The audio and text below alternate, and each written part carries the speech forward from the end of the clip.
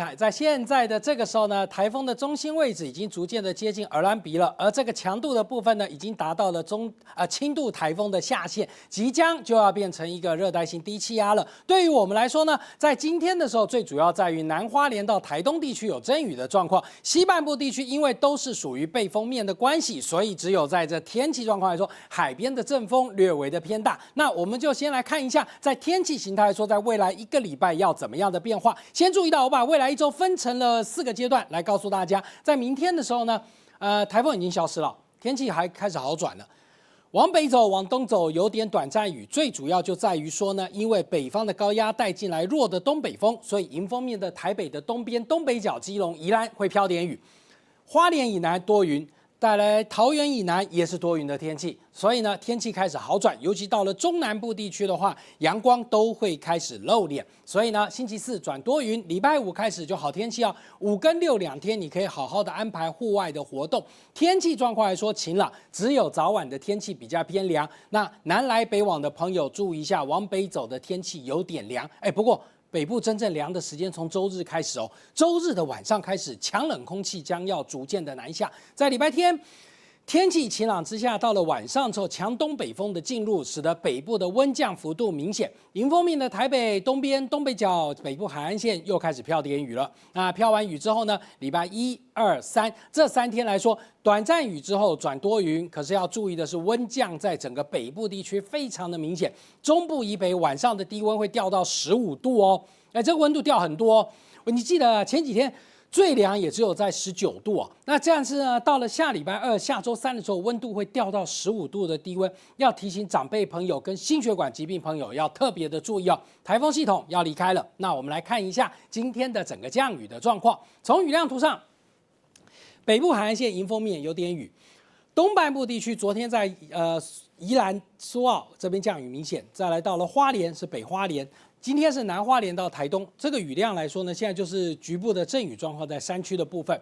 西半部地区呢，在今天只有在这个苗栗以北飘点雨啊，都是零星的毛毛雨。过了台中以南，全部都没下什么雨，只有在海边部分有点短暂雨。好，我们再来用雷达来看一下台风的中心啊。现在已经到了5点钟的时候，我们来注意到这个云图啊，来这一块，大家看到没有？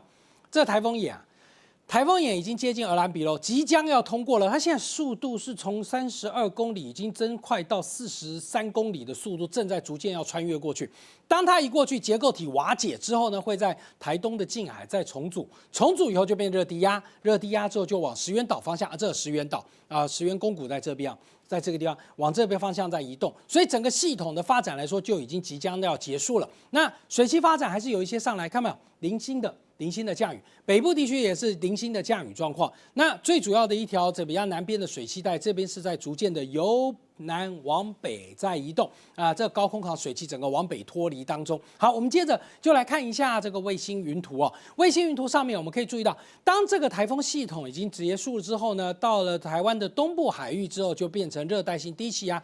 再到了琉球群岛附近的时候，就变性成为一个温带气旋。那整个天气系统来说，随着云系发展也逐渐的离开，我们的天气也开始好转。北方的高压系统仍然带进来凉的空气。北部的朋友会觉得今天怎么好像不凉哦？因为今天刚好有点偏东南风上来，因为这个台风外围的风场偏东南风，而是暖的空气。但它等它上来之后呢，开始我们下来是东北风哦，东北风又变凉喽，所以明天的温度跟今天相较之下其实是温度下降的哦。那这样的幅度不多，因为北方高压是偏弱的。那我们再来看一下它的路径啊，从路径图上我们可以看到，现在已经到达了鹅銮鼻的西方近海。这个系统马上就会过，而且一过去之后5点半以后啊，这个就看气象署，它的强度只要减弱到中心风速17以下，我们就称为热带性低气压，所以很快的它就要变热带低压了。热低压之后就到达了台东的东方近海之后，逐渐加速再往偏东北走，所以明天早上的时候就已经到达石垣岛附近了。整个离开的速度非常的快。那对于我们的天气影响来说，今天只有在晚上注意一下，就是花莲到台东。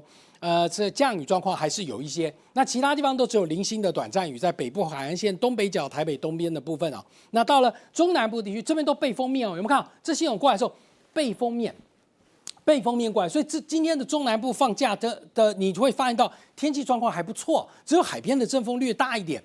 最主要一点就是因为背风面的关系。好，我们接着来看一下地面天气图，看看高压了。哎，注意哦。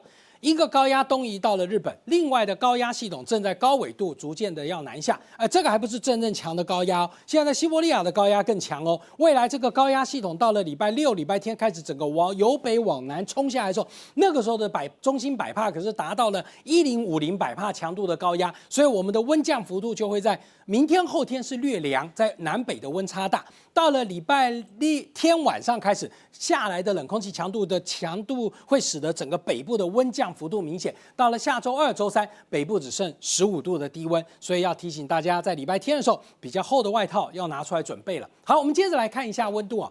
温度状况在外岛地区的话，仍然是比较偏凉，东北风影响。云层发展量来说，在澎湖还是偏多，有短暂雨。台湾本岛部分，迎风面的北部跟东半部有点短暂雨。西半部地区的中部、南部云层减少，阳光云缝中露脸。温度状况呢，你可以看到已经到28，那北部反而变凉了，因为明天东北风进来了。那东半部地区呢，算是舒适，有点飘雨的状况，主要在花莲以北。